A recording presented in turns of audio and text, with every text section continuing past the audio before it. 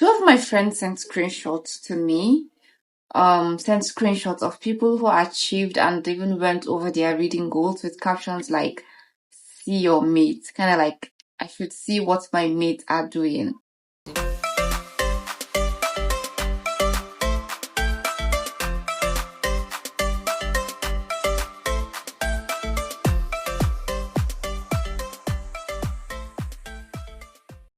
Hello, Bookworms. My name is Aisha.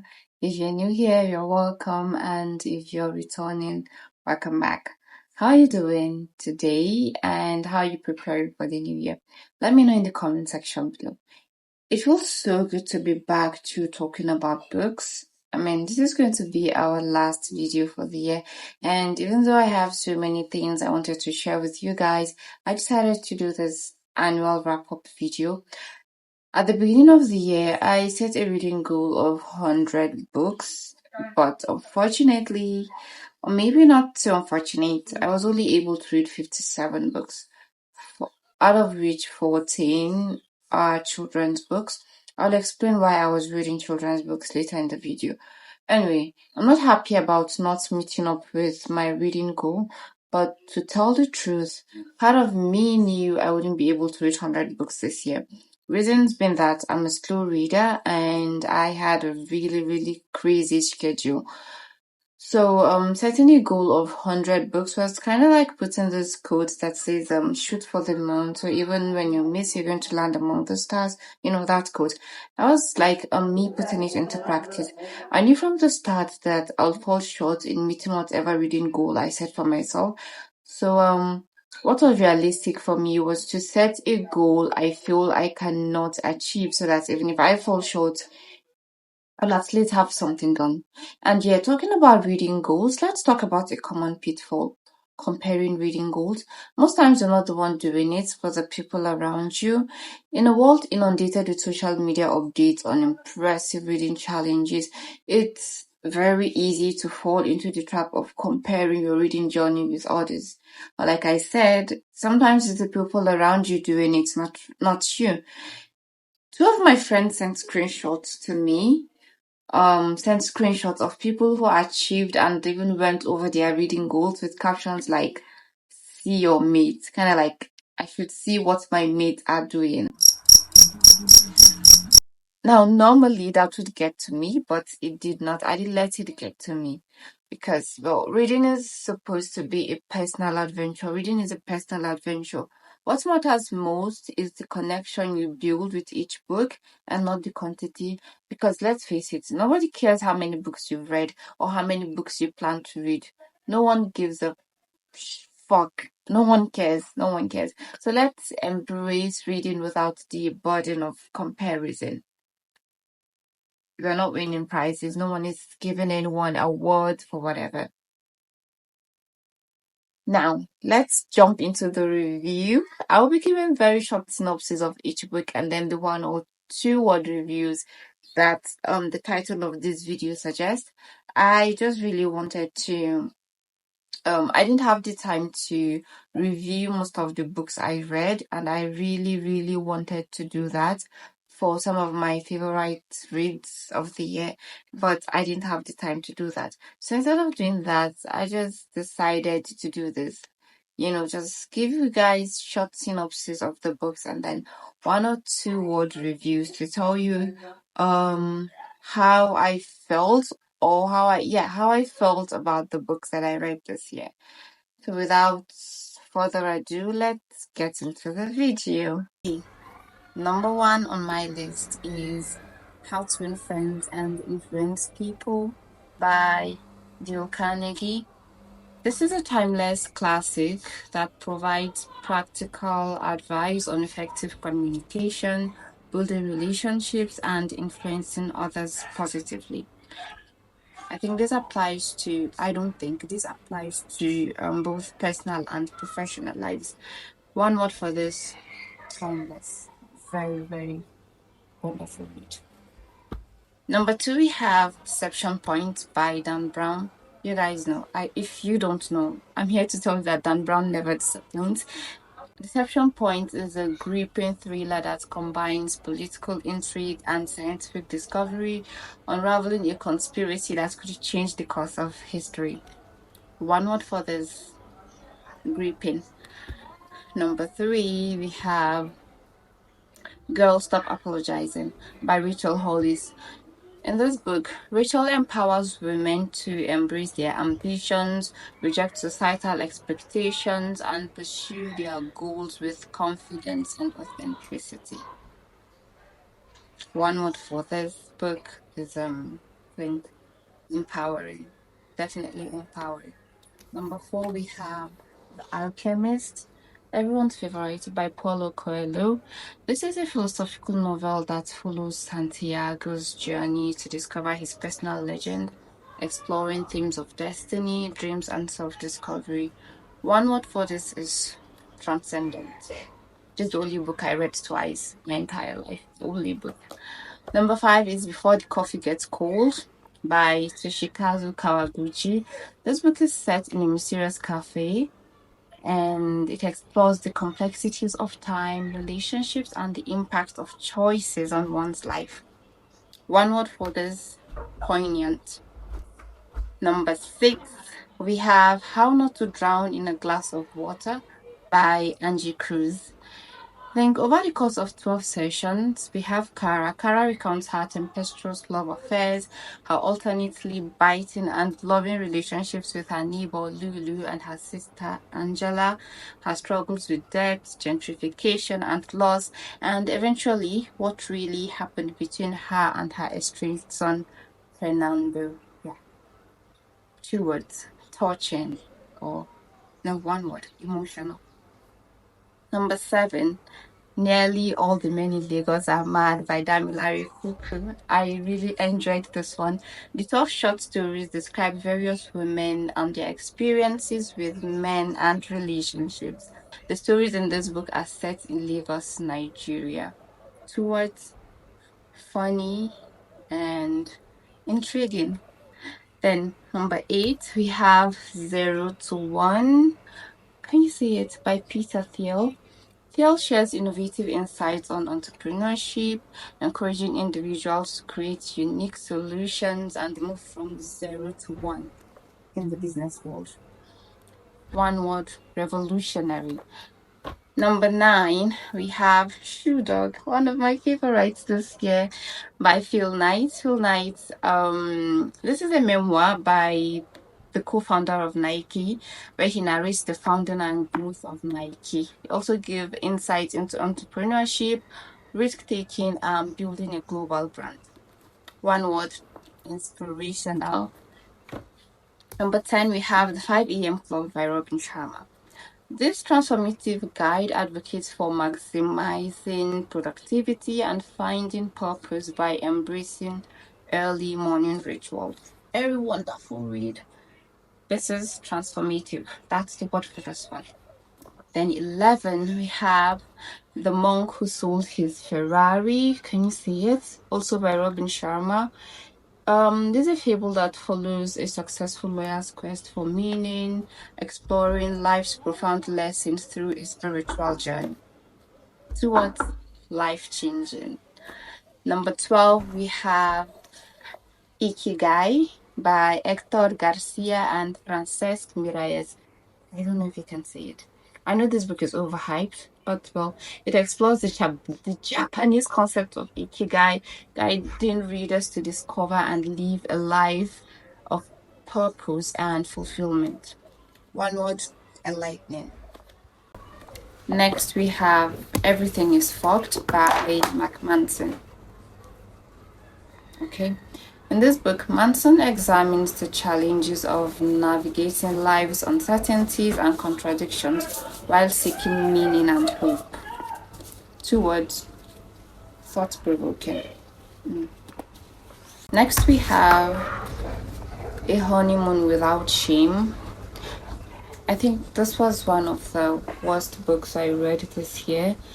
Maybe because it's the book was originally written in Arabic, so I read the translation, and the translation is really really awful, really really bad. It gave me a terrible headache, so I don't really have anything to say about this. At number 15, we have Flowers for Algernon by Daniel Keyes.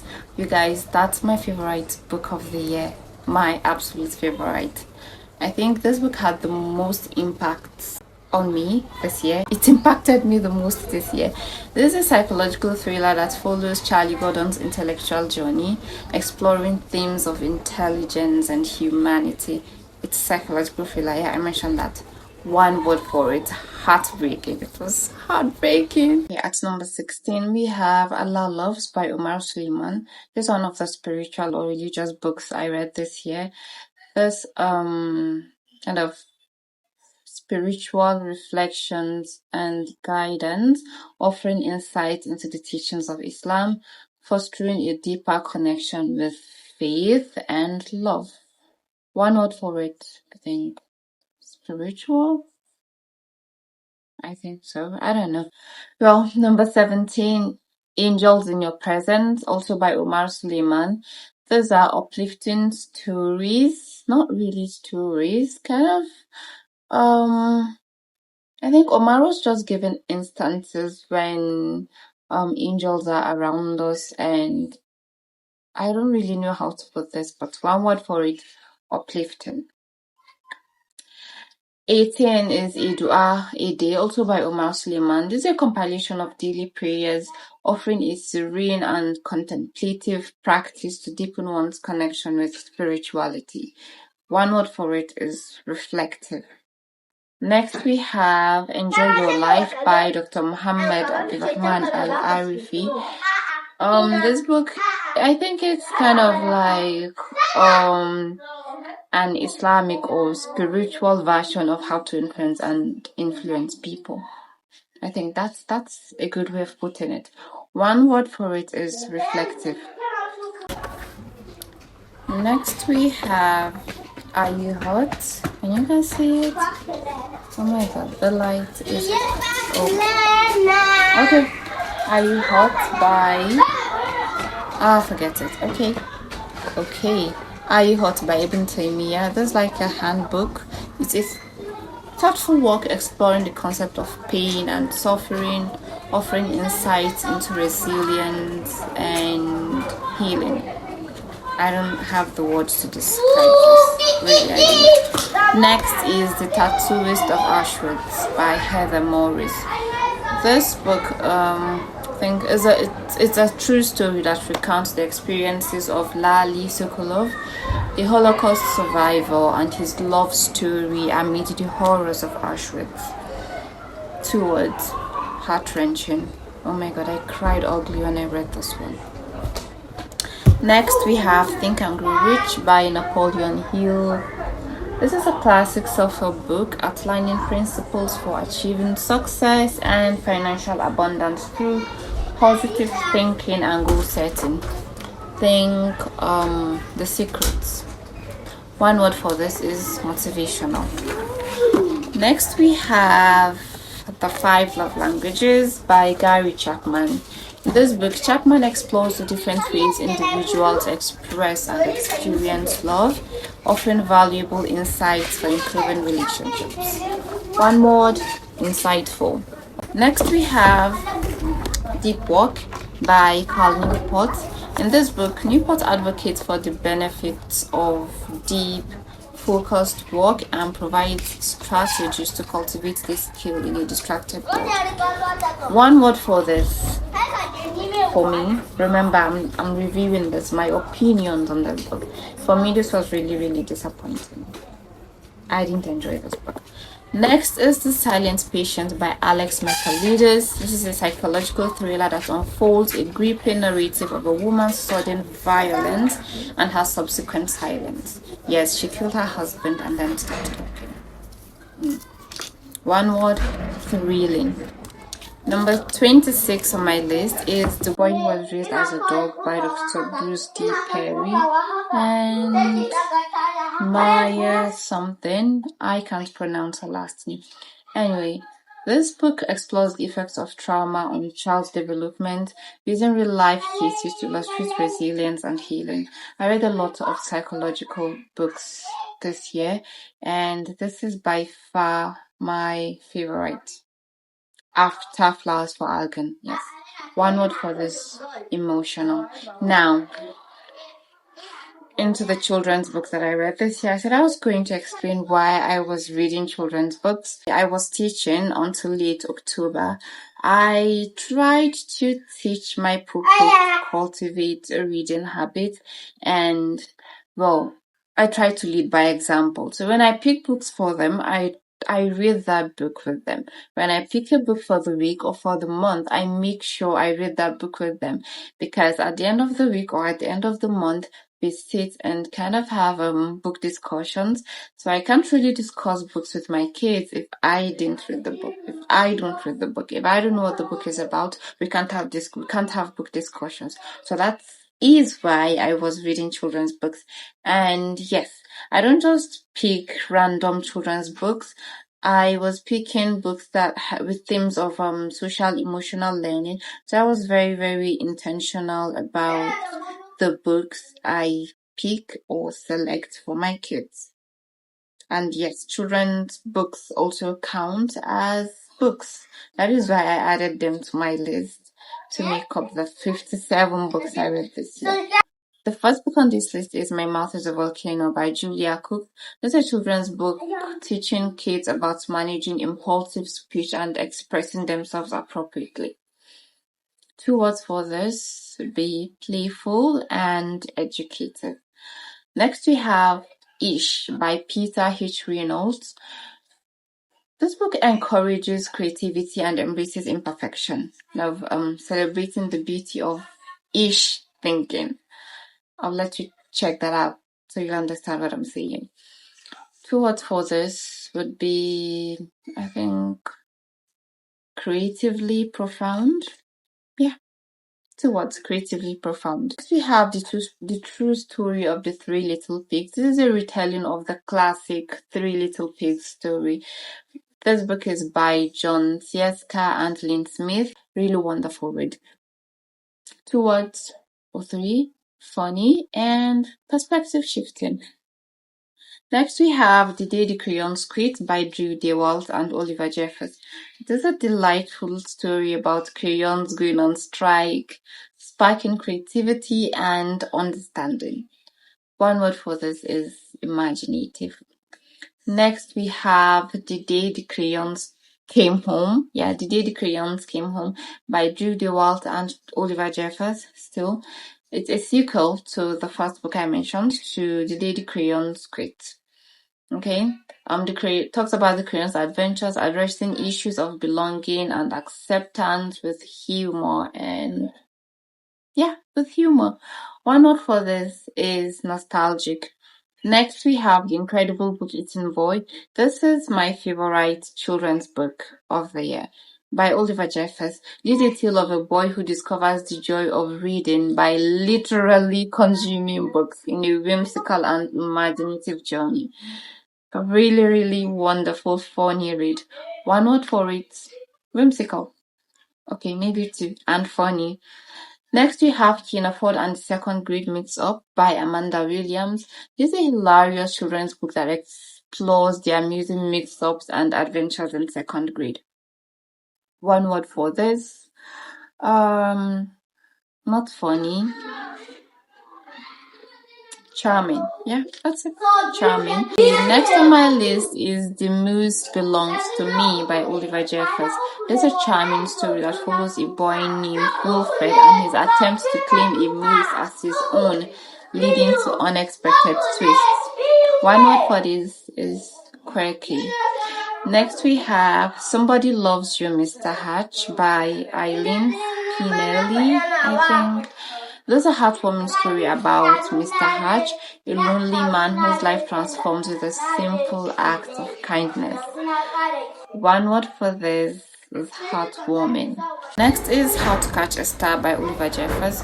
We read a lot of Oliver Jeffers' work this year. A lot of his work. This is a wonderful children's author. Yes. How to Catch a Star is a dreamy and captivating tale about a boy's quest to catch a star. To the point. One word for this: dreamy, I think. Yeah, dreamy. Next is The Dot by Peter H. Reynolds. This book inspires creativity and self-expression in children through the story of a girl who discovers the magic of making her mark. Really wonderful book. One word for this is inspirational. Not just for children, for all ages. I know that was how I felt when I read it. It's really, really inspirational.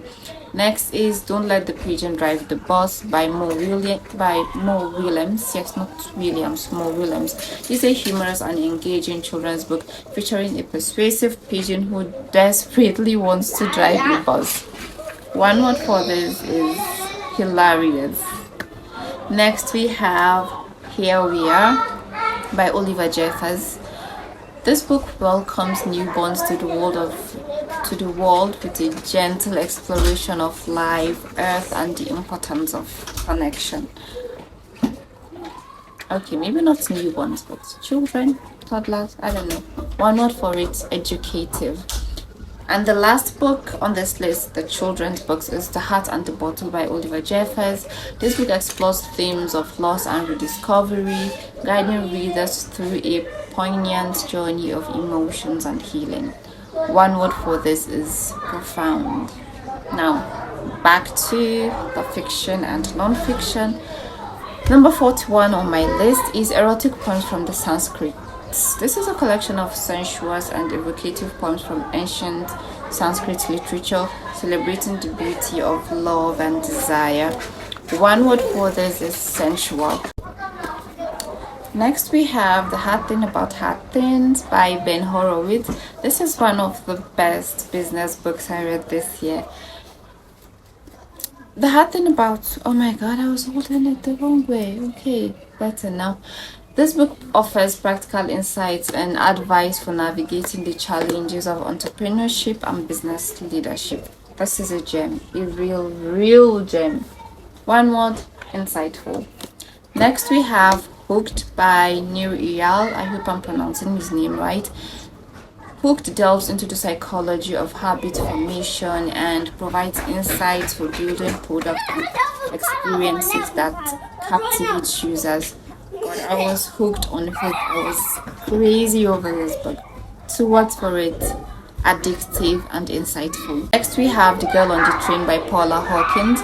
This is a suspenseful psychological thriller centered around a woman's obsession with a couple she observes during her train commute. Her daily train commute. One word for this: thrilling. Next we have 13 by Steve Kavanagh, a legal thriller that follows a courtroom drama with an unpredictable twist. I'm not going to say it. Okay, I won't say it. One word for this is suspenseful. And to add, if you're a fan of John Grisham, you're going to love this. You're going to enjoy this one. It's a legal thriller. The guy, Steve, writes like John Grisham. Next we have The 10X Rule by Grant Cardone.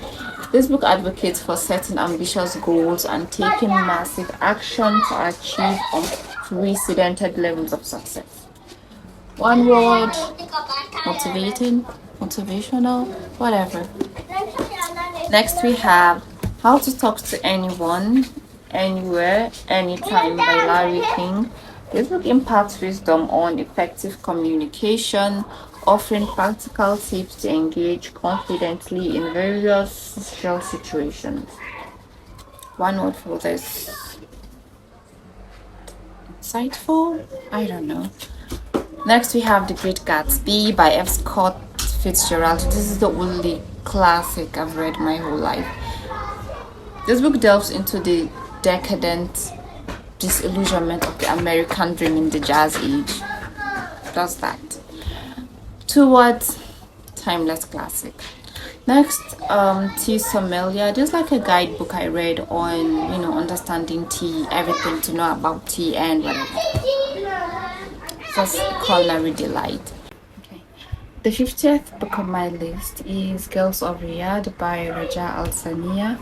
This is a novel providing a captivating glimpse into the lives of four young Saudi women navigating love, tradition, and societal expectations. And oh, I should mention that this book was translated from Arabic. Yeah. One word for it, funny. Oh, two words, funny and relatable. Next, we have Son of Hamas by Mus'ab Hassan Yusuf. This is a gripping memoir that recounts Yusuf's journey from being a member of Hamas to working undercover for Israeli intelligence. I always have mixed emotions when I talk about this book. But anyway, one word for this is heartbreaking. Definitely heartbreaking. Next, we have Street Talk No Chaser by Steve Harvey. I think I have this one. Oh yes, Street Talk No Chaser by Steve Harvey. This book offers straightforward relationship advice for women, helping them understand men and navigate romantic dynamics. One word for this should be enlightening. Yeah, enlightening. Number 53 on my list is All the Rules by Ellen Fenn. Yeah, and Sherry Schneider. This is a relationship guide empowering women to navigate the dating world with confidence and self-respect. Now, what's the word for this one? Insightful, I think. Yeah, insightful. Next, we have Angels and Demons by Dan Brown. I'm a huge fan of Dan Brown, in case you don't know. This is a thriller that follows Harvard symbologist Robert Langdon as he investigates a sinister plot involving the Illuminati. One word for this: suspenseful. Okay, maybe two words: intriguing and suspenseful. Next, at number 55, we have The Secret Lives of Baba Saju's Wives by Lola. I don't remember the last name. I don't even think I can pronounce it. Anyway, this book delves into the complexities of polygamous relationships in Nigeria, unraveling secrets and societal expectations. One word for this book is funny. Yeah, it's a fun read and it's funny. Number 56, we have Who Drove Nearly All Lagos Men Mad. This is kind of a response to Damilare Kuku's Nearly All the Men in Lagos Are Mad.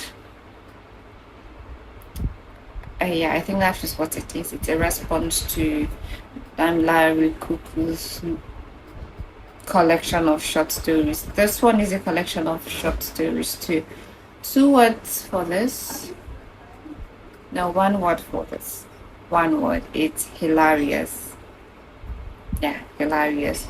Then at number 57, the last but not the least is Diary of a Vet Student by Usman Abdul Latif. I met Usman in camp. Yeah, I met Usman in camp and we got talking, and then he mentioned that he's an author, and then he let me read his book. Actually gave me his copy, author's copy, so I got to read the author's copy. Okay, this is a shout out to you, Usman. Thank you so much for letting me read your book. Diary of a Vet Student is a heartfelt diary capturing the highs and lows of pursuing a dream in veterinary studies. I have two words for this book: educational and heartwarming. It was a heartwarming read. I enjoyed it so much. Thank you once again, Usman, for letting me read your book. Okay, now that brings us to the end of this video. Thank you so much, guys, for watching. If you stayed till the end of this video, I'm very, very grateful. Don't forget to like, share, and subscribe if you haven't already. Let me know if you've read any of the books I talked about today, and we'll see what 2024 has in store for us. Remember, it's never about the number of books. Okay, when you're reading, it's never about the number of books, but more important is the impact that each book has on your soul, that a book leaves in your life. That is what is important. Nobody cares about the numbers. Nobody cares about the number of books you've read. Nobody cares about the number of books you're going to read. And what's more, no one is going to, you won't even get an applause for reading 100 books or 10 books or whatever number of books it is you want to read. Don't look at the numbers. Don't stress over the numbers. Don't. Nobody cares, really. No one does. So yes, I think that's a wrap. That's a wrap. Yeah, that's a wrap. To the video, to the year 2023 was a wonderful year. Thank you so much, you guys, for being with me. Thank you so much for 100 subscribers. Yeah, I think we're at 120 something. That means so much to me. Thank you once again, and I'll see you guys in my next video. And oh, happy reading and happy new year. I'll see you guys next year and in my next video. Bye.